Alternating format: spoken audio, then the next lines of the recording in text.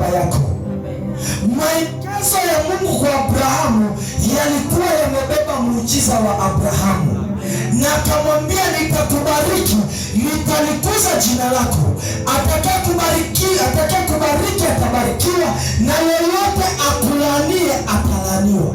Kwa hiyo Abrahamu akawekewa baraka, akawekewa neema, akawekewa uwezo, lakini kwa maelekezo. Bwana Yesu asifiwe.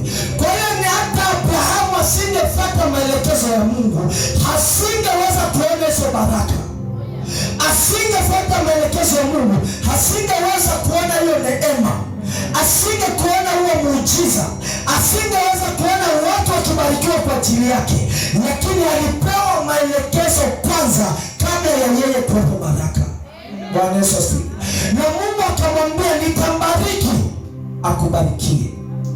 Manake baraka nimesieka kwako Ibrahimu. Kwa hiyo umekuja mahali hapa, lazima ujue kwanza baraka ziko hapa, ujue muujiza uko hapa, ujue neema iko hapa, ujue uponyaji uko hapa. Alafu Mungu akamwambia Abrahamu kupitia yale maelekezo, toka wewe katika nchi ya baba yako. Lakini ukisoma katika mstari wa 4, maandiko yanasema Abrahamu akatoka yeye na mke wake, akatoka na Lutu pamoja naye.